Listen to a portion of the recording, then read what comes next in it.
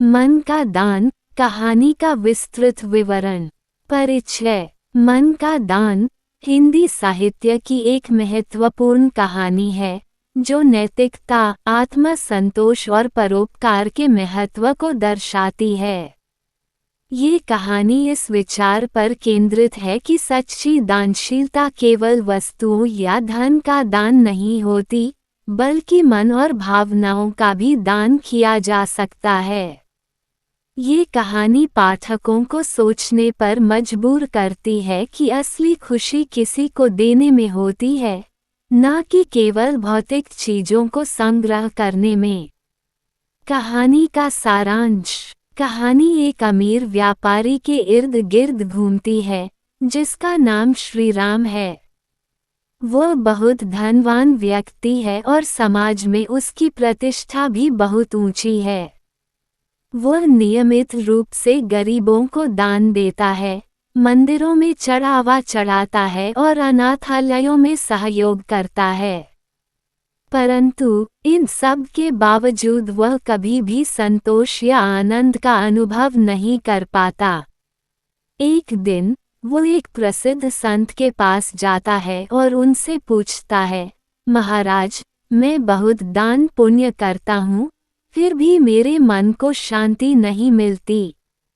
इसका क्या कारण है? संत मुस्कुराते हैं और कहते हैं, तुमने बहुत कुछ दिया है, परंतु क्या तुमने कभी अपने मन का दान किया है? श्री राम को ये बात समझ नहीं आती। वह पूछता है, मन का दान क्या होता है? संत उत्तर देते हैं, मन का दान वह है जब तुम निस्वार्थ भाव से किसी की सहायता करो और बदले में कुछ पाने की अपेक्षा न रखो। तुम्हारा मन जब पूरी तरह से किसी की भलाई में लगा हो और उसमें अहंकार या स्वार्थ की भावना न हो, तभी वह सच्चा दान कहलाता है।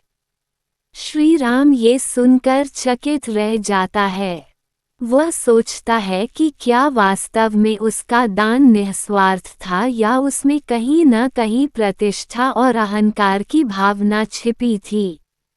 श्री राम का आत्ममंथन। इस घटना के बाद श्री राम गहराई से सोचता है।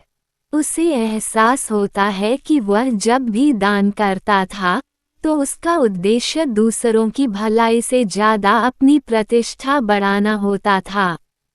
उसे इस सत्य का बोध होता है कि दान केवल धन का नहीं, बल्कि प्रेम, सहानुभूति और सच्ची सेवा का होना चाहिए।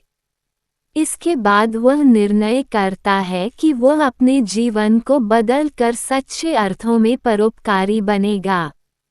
मन के दान की परीक्षा। एक दिन श्री राम अपने नगर के एक गरीब वृद्ध व्यक्ति से मिलता है, जो कई दिनों से भूखा था। पहले की तरह वह उसे पैसे देने की सोचता है, लेकिन फिर संत की बात याद आती है। वह वृद्ध को अपने घर ले जाता है, उसे भोजन कराता है और उसकी पूरी कहानी सुनता है। वृद्ध व्यक्ति बताता है कि वह अपने जीवन के अंतिम समय में अकेला रह गया है और उसे कोई अपनाने वाला नहीं है। ये सुनकर श्री राम का हृदय द्रवित हो जाता है। वह वृद्ध को अपने घर में आश्रय देता है और उसके प्रति सच्ची सहानुभूति दिखाता है। कुछ दिनों बाद वह अनुभव करता है कि पहली बार उसने दान का सच्चा सुख प्राप्त किया है। कहानी का मुख्य संदेश। मन का दान। कहानी हमें ये सिखाती है कि सच्ची दानशीलता केवल भौतिक वस्तुओं को देने में नहीं होती, बल्कि अपने मन, प्रेम और सहानुभूति को बांटने में होती है। जब हम बिना किसी स्वार्थ के दूसरों की भलाई के लिए कुछ करते हैं, तभी हमें सच्चा आनंद और आत्मसंतोष मिलता है। निष्कर्ष। श्री राम की यह यात्रा एक महत्वपूर्ण सीख देती है कि दान केवल बाहरी नहीं, बल्कि आंतरिक भी होना चाहिए। ये कहानी हमें ये भी बताती है कि दान के पीछे की भावना सबसे महत्वपूर्ण होती है। यदि हम प्रेम और निस्वार्थता से किसी की सहायता करते हैं, तो वह सहायता अधिक मूल्यवान बन जाती है।